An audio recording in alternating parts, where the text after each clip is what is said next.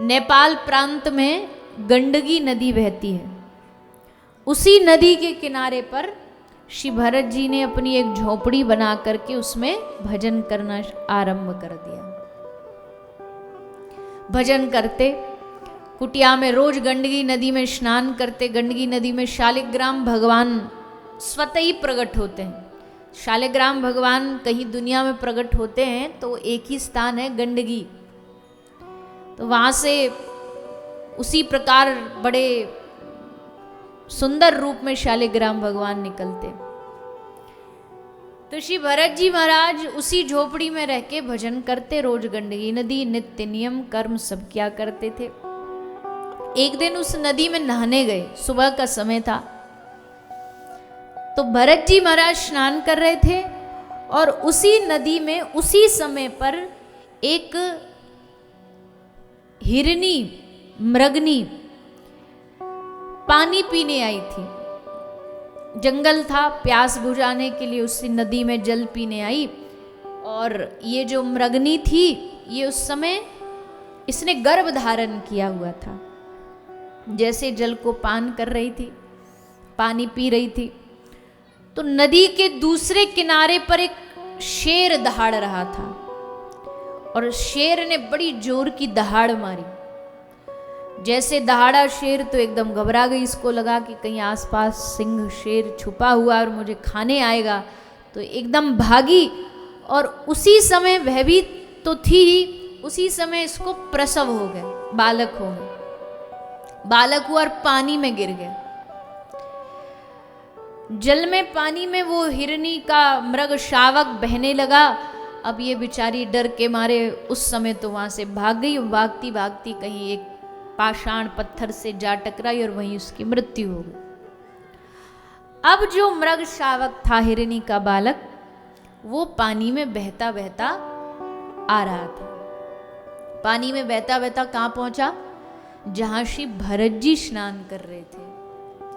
श्री भरत जी महाराज स्नान करने के उपरांत सूर्य भगवान को अर्घ देने के लिए, जल देने के लिए अपनी अंजलि में उन्होंने थोड़ा नदी से जल लिया। और जैसे नदी से जल लिया तो उनके हाथ में वो छोटा सा नन्हा सा मृग शावक हाथ में आ गया। उसको देखा, आसपास देखा कि इसकी मैया कहीं दिख जाए, पर माता तो थी नहीं। तो भरत जी के मन में क्या आया कि भाई हमारे पास भगवान ने कोई शरणागत भेजा, अब इसकी रक्षा करना मेरी जिम्मेदारी है, नहीं तो ये तो मर जाएगा, नवजात बच्चा है।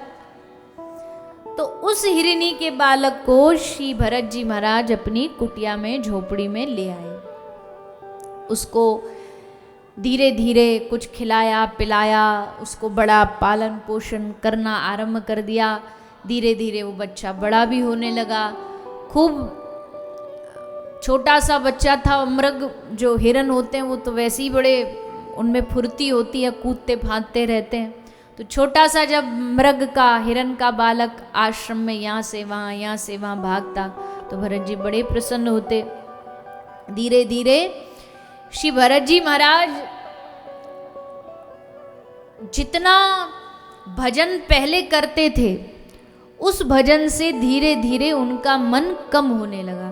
क्यों? क्योंकि जैसे कुछ करने, माला करने बैठते तो उसकी चिंता सताती, कहाँ है, क्या कर रहा है, खाया होगा कि नहीं, सोया होगा कि नहीं। तो फिर माला रख करके फिर उसको पकड़ के ले आते। ऐसे करते करते श्री भरत जी का जो भजन है वो धीरे धीरे कम होने लगा।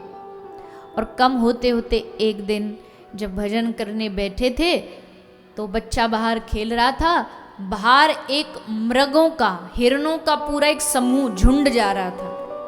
तो छोटे से बालक ने देखा, अरे ये तो हमारे जैसे ही दिखने वाले लोग हैं, मतलब मैं तो इनके परिवार का हूँ, ये जो हमको घर में रखे बैठे तो कोई और है, अपने तो हमारे ये हैं जो हमारे जैसे दिखते हैं। तो उनके साथ ही वो बच्चा भी चला गया, कुटिया छोड़ करके। अब महाराज भरत जब भजन से उठे तो पहला काम ही ये करते, कहाँ गया देखो, ढूंढो। अब आज तो गायब, कहीं दिखाई नहीं दे रहा।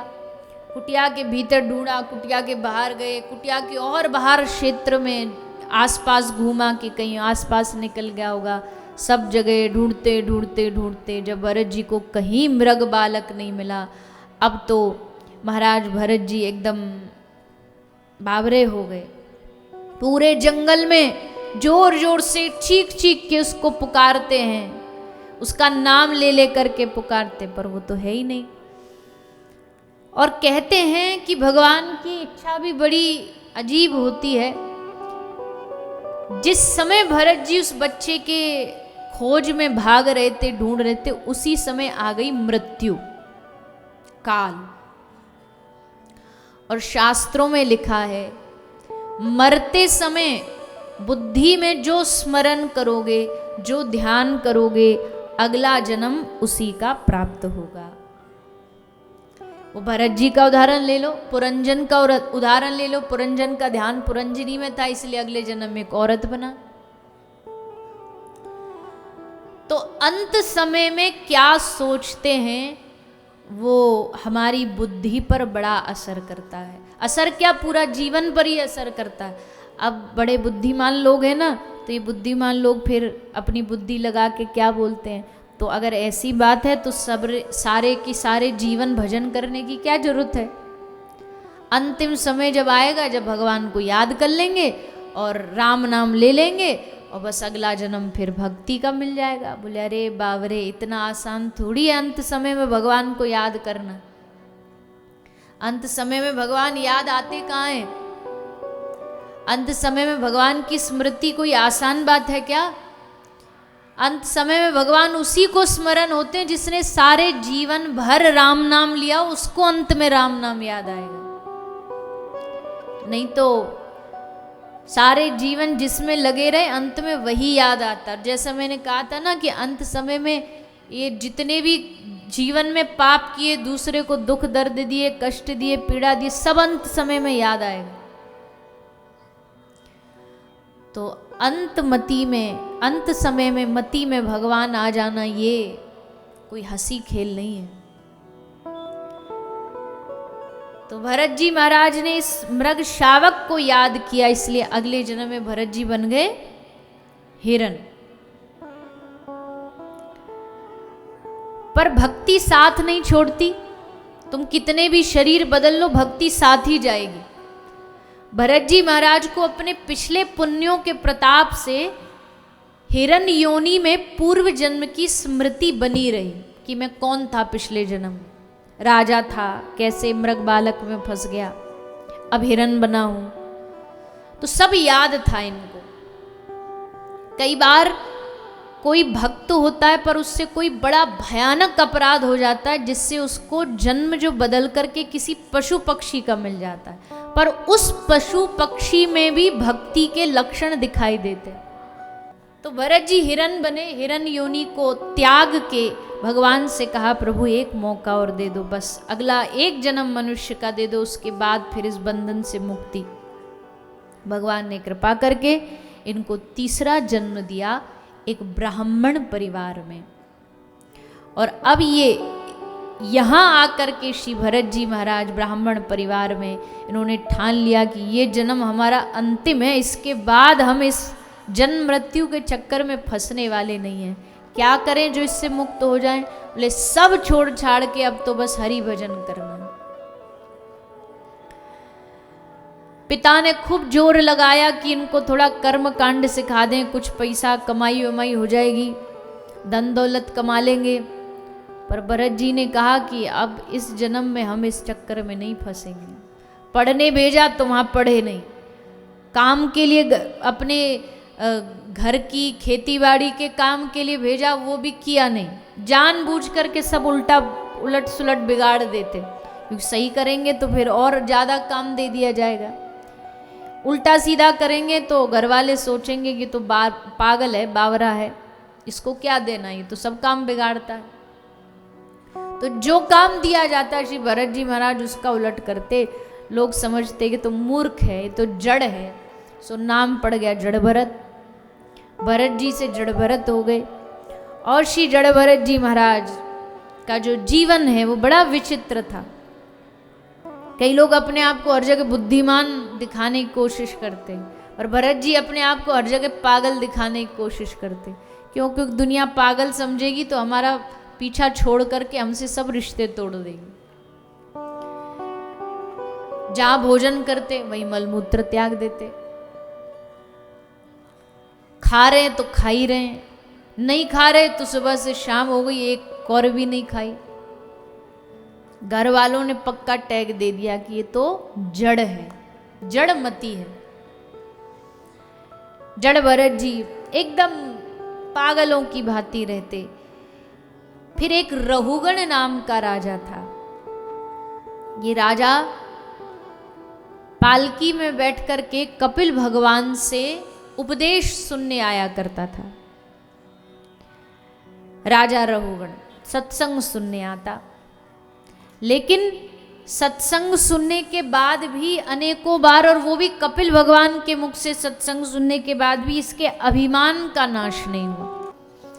तो ये बात हृदय में आनी चाहिए कि जो सत्संगी, ये नहीं कि किसी को पीड़ा देके, किसी को कष्ट देके तुम सत्संग सुनने आ गए तो तुमको सत्संग का फल मिलेगा, नहीं प्राप्त होगा। तो भरत राजा रहुगण कंधे पर पालकी में बैठ करके आया करता था। एक दिन क्या हुआ, इतनी लंबी यात्रा, एक जो उसमें से पालकी उठाने वाला था वो मौका देख के भाग गया जंगल बीच में से। अब राजा की पालकी चले कैसे, कंधे 4 चाहिए, यहां तो एक भग गया, 3 रह गए। राजा ने तुरंत आदेश दिया, जाओ कोई एक चौथा आदमी ढूंढ के लाओ जल्दी। तो सब भागे दौड़े, भैया चौथा आदमी ढूंढो।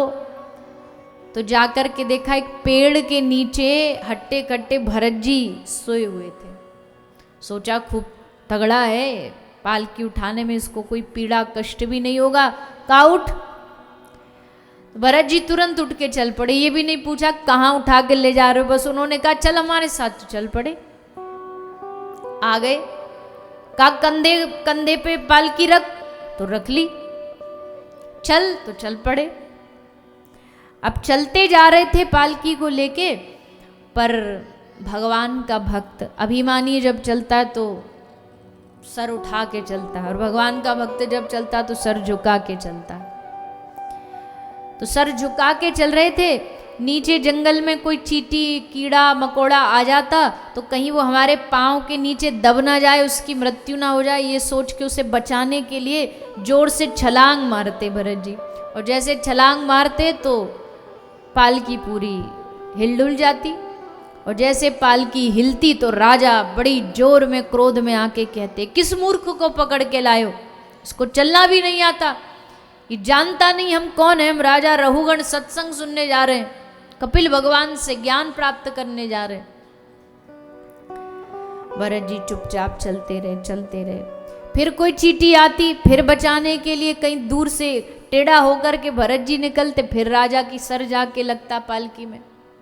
अब तो महाराज राजा क्रोध में आके अपने पैर से प्रहार किया भरत जी के ऊपर, पैर से प्रहार किया। भरत जी अब भी कुछ बोले नहीं, बस पालकी को कंधे से नीचे उतारा और हंसने लगे। जैसे हंसे, राजा रहुगण को लगा कि इसको कौन है ये, इसको डर नहीं लगता, हम राजा इसको दंड दे सकते हैं, इसको मौत मृत्यु दे सकते हैं। फिर भी हंसते रहे भरत जी। राजा को लगा कि या तो कोई सटका पागल आदमी है या कोई पहुंचा हुआ महापुरुष है जिसको मरने का भी डर नहीं। 2 ही कारण हो सकते हैं, या तो कोई सिद्ध पुरुष हो या कोई खोपड़ी से पागल हो। देखे कौन है, तो राजा पालकी से उतरा और जैसे देखा माथे पर तिलक, गले में कंठी, जनेऊ, शिखा, तो समझ गया राजा कि ये कोई ब्राह्मण है। तुरंत पैर पकड़ लिए, हे ब्राह्मण देवता, मुझे इंद्र के वज्र से डर नहीं लगता, पर मुझे ब्राह्मण के शाप से डर लगता, ब्राह्मण के अपमान से डर लगता। ब्राह्मण चाहे तो शाप से पूरे कुल को, खानदान को नष्ट कर सकता है, इसलिए मुझे क्षमा करो। भरत जी ने कहा नहीं नहीं, हम तो तुमको कोई नष्ट नहीं करने वाले, पर हमको तुमको देख के हंसी आ गई। कपिल भगवान जैसे भगवान से तुम उपदेश लेने जाते हो, पर अभी भी तुम्हारा अभिमान नष्ट नहीं हुआ। बड़े आश्चर्य की बात है। राजा ने चरण पकड़ लिए भरत जी के, हे महाराज आप मुझे उपदेश दीजिए। तब श्री भरत जी ने जीवन में पहली बार उपदेश दिया राजा को, और ऐसा उपदेश दिया कि राजा रघुगण की सारी अज्ञानता दूर हो गई। बड़ा सुंदर उपदेश देकर के भवाटवी का वर्णन किया। तो इस प्रकार श्री सुखदेव जी महाराज ने राजा परीक्षित को भरत जी के इस चरित्र को सुनाया है।